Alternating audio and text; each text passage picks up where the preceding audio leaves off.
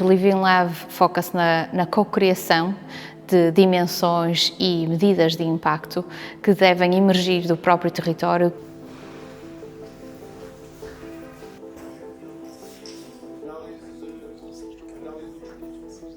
É enorme estarem cá, agradeço-vos muito a vossa disponibilidade, nem sempre é fácil, mas sem dúvida que eu acho que podem dar aqui um contributo muito relevante daquilo que podem ser as políticas públicas e também o próprio desenvolvimento do território. Meu nome é Rafaela Ganga, sou professora catedrática na Liverpool Business School e o meu trabalho de investigação centra-se exatamente naquilo que nós vamos fazer hoje, que é a co-criação de valor cultural. E o que é que usualmente é medido em termos de impacto cultural e o que é deixado de fora. Portanto, e essa dinâmica que nos interessa aqui, muitas vezes, é perceber o que é que está dentro e o que é que está fora. E porquê? Mapear o ecossistema cultural aqui em Castelo Branco, ou seja, eu vou ser guiada por vocês é que são os especialistas aqui, não eu.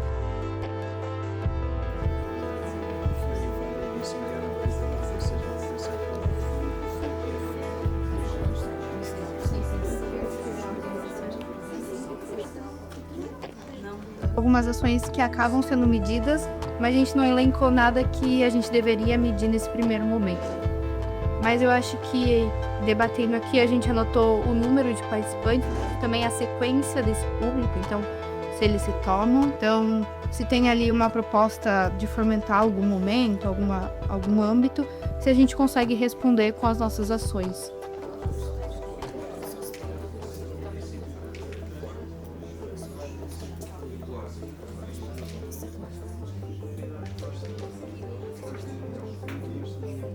É imprescindível, indispensável, faz parte do trabalho. Se não tiver uma voz ativa nesta dinâmica, digamos assim, não existe possibilidade de comunicação sobre as necessidades e os problemas que podemos passar dentro destas estruturas e neste contexto.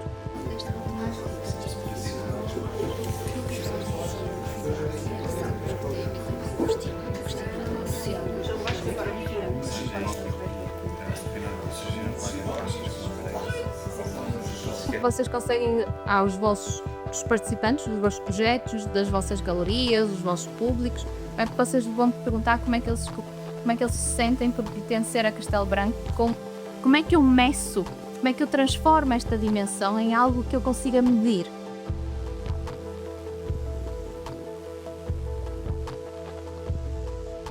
O nosso objetivo com este Living Lab era desenvolver uma grelha de avaliação colaborativa, desenvolvida com os intervenientes dos projetos, para que se possa desenvolver uma ferramenta de avaliação do impacto do financiamento no território.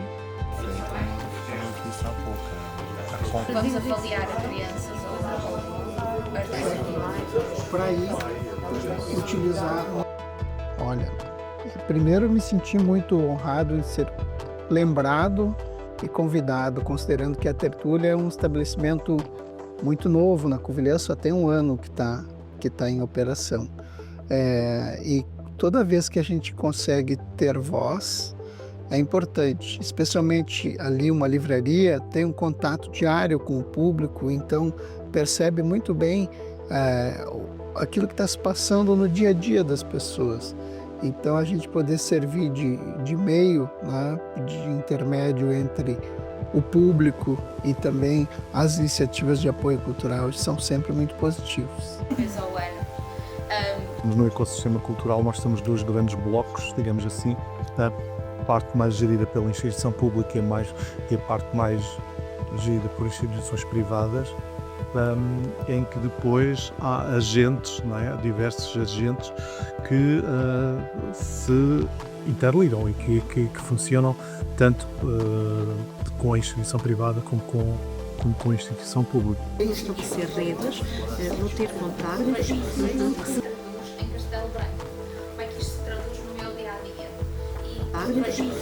Se nos dá projetos, tem projetos financiados que só conseguir. A maior vantagem é não nos regirmos pelas métricas e pelos métodos de avaliação que se calhar outros projetos culturais que dependem de financiamentos do Estado ou financiamentos até próprios para pagar o salário às pessoas que dependem. E daí conseguimos ir mais de encontro aos nossos valores como associação, no nosso caso.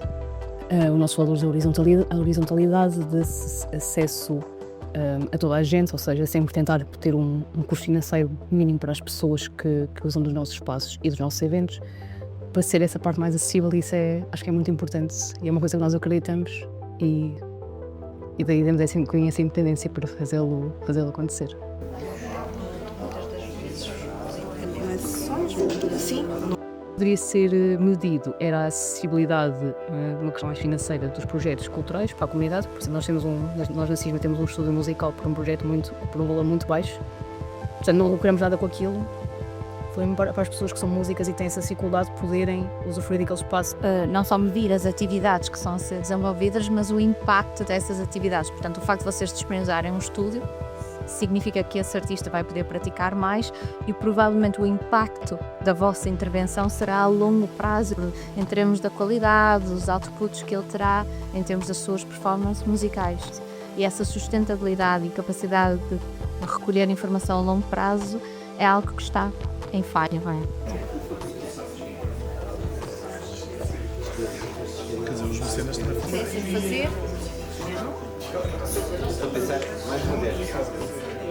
Interessados, entusiasmados, vocês estão neste... Dimensões da DG Artes até mecenas privados, e por isso essa é uma dimensão do financiamento, a dimensão autárquica, do poder político no território, depois as entidades produtores e promotores culturais e, como quarta dimensão, os parceiros sociais. Muitas vezes o não mensurável é extremamente importante. Em relação aos projetos, como é que nós conseguimos quantificar? Conseguimos quantificar quando eles terminam e conseguimos ter o feedback da associação ou da pessoa individual que nos propôs esse projeto aqui. Então, o contrato gratuito com o município é apenas uma formalização e não todos os